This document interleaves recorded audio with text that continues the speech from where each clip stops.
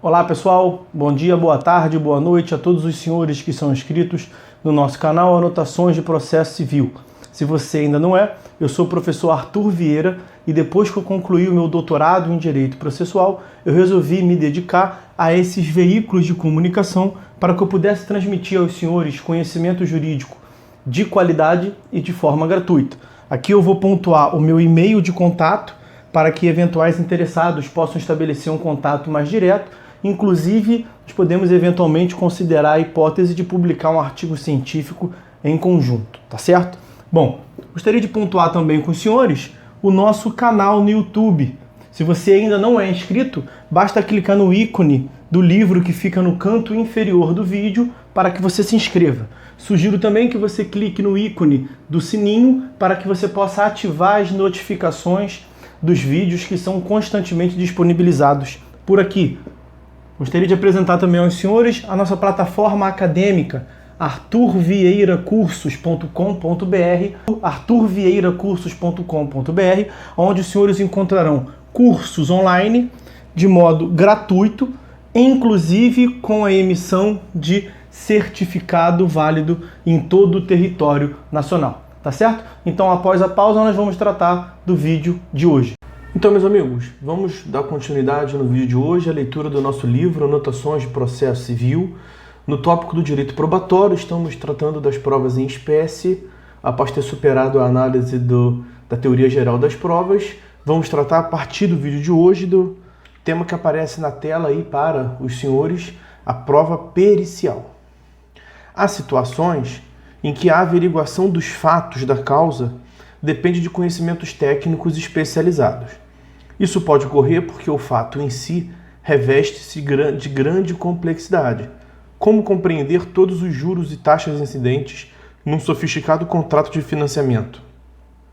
Ou mesmo porque, embora o fato em si seja relativamente simples, as circunstâncias externas a ele, como o próprio decurso do tempo, tornam complexa a sua aferição.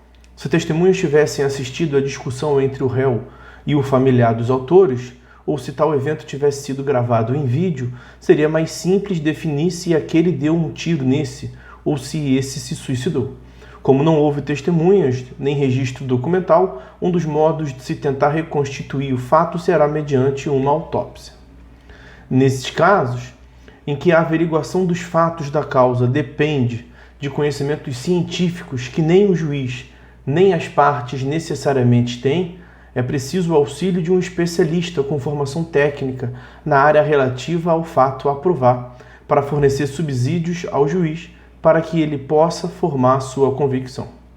Denomina-se perícia o meio de prova destinado a examinar, a esclarecer circunstâncias relativas aos fatos da causa, mediante conhecimento técnico ou científicos. Veja o inciso 1º do parágrafo 1º do artigo 464 em uma leitura a contrário senso. É até possível que o juiz, eventualmente, tenha o conhecimento técnico ou científico para esclarecer o ponto controvertido. Nem por isso, todavia, está afastada a necessidade de perícia, pois esse meio de prova tem dupla função. Ao mesmo tempo que serve para dirimir as dúvidas que o juiz tenha a respeito dos fatos, também se presta a mostrar para as partes a realidade do acontecido. Se o juiz, por coincidência, estudou o ramo da ciência necessário para entender o ponto controvertido, mesmo assim deve deferir a perícia, porque sua realização servirá também para esclarecer o ponto às partes e seus advogados. Esse é um aspecto essencial para o contraditório, mas não é só isso.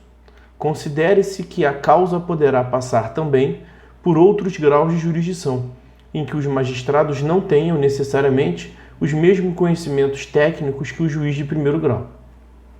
A perícia, enfim, servirá para todos os sujeitos do processo em todos os graus de jurisdição, e não apenas para o juiz de primeiro grau.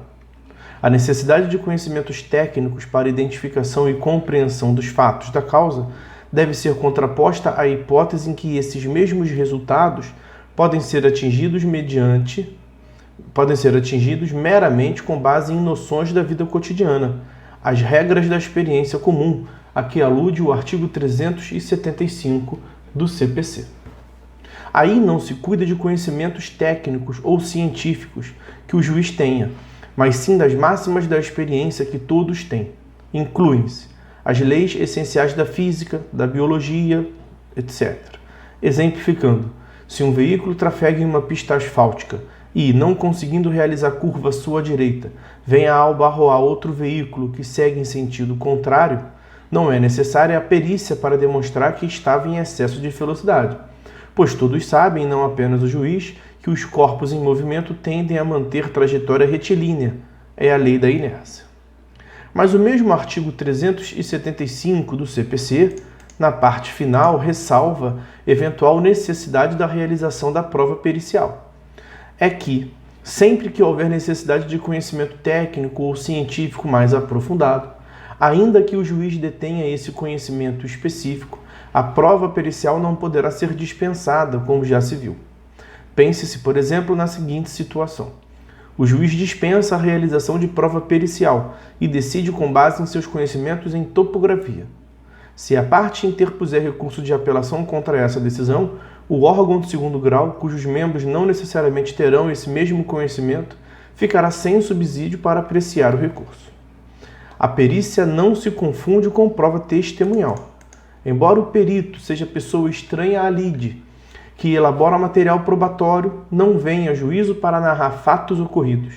Enquanto a testemunha comunica fatos pretéritos com os quais teve alguma espécie de contato sensorial, o perito apenas descreve os fatos no estado atual, com a finalidade de afastar dúvidas que envolvem ciência ou técnica que o juiz e as partes não dominam. Em certo sentido, o perito não prova o fato, mas sim o esclarece. Classificação.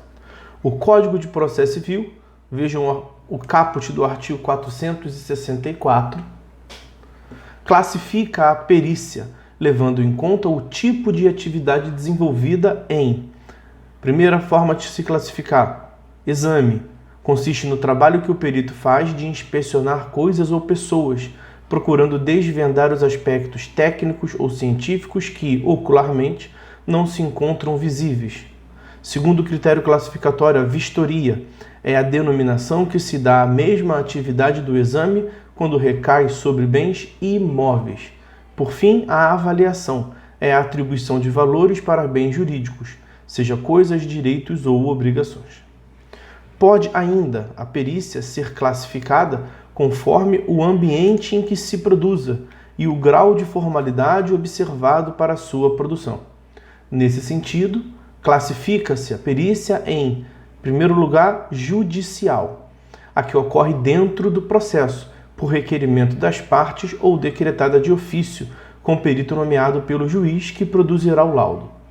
Em segundo lugar, temos a prova técnica simplificada, uma espécie de perícia judicial em que está dispensada a elaboração de laudo. Quando o fato a ser verificado o permitir, o juiz, de ofício ou a requerimento das partes, pode determinar apenas a inquirição do perito e dos assistentes técnicos acerca daquilo que verificaram, sem o formalismo da confecção do laudo. Vejam os parágrafos 2º e 3º do artigo 464. Evidentemente, às partes é facultado acompanhar a diligência. No momento da inquirição, o perito poderá utilizar recursos tecnológicos de transmissão de sons e imagens, como, por exemplo, reprodutores de áudio e de vídeo, parágrafo 4º do artigo 464. A perícia pode ser também extrajudicial.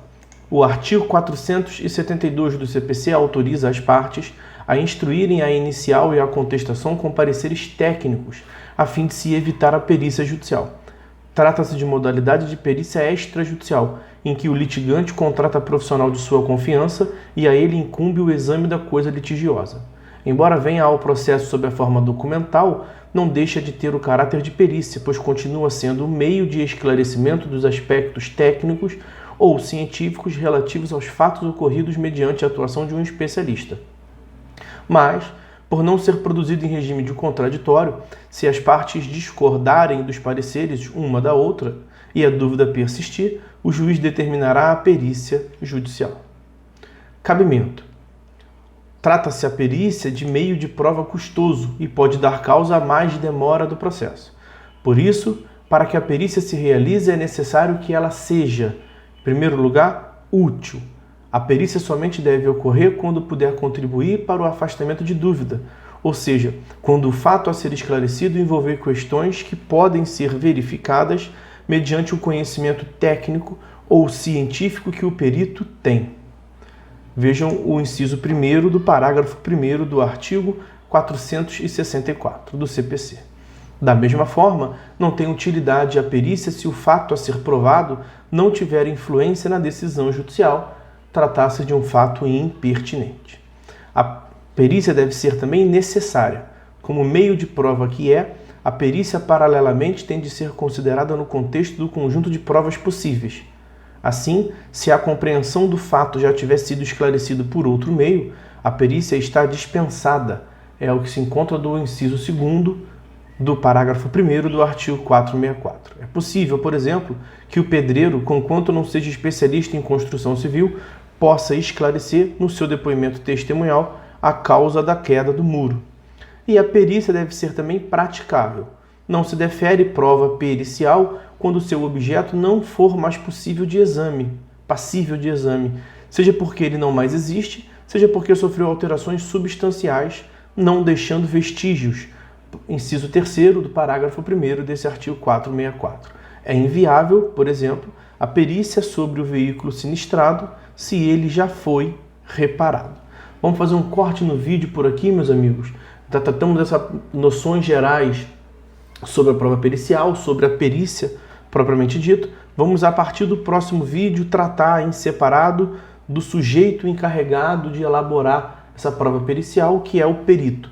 Então, por hora é só, meus amigos. Fiquem todos com Deus e até a próxima.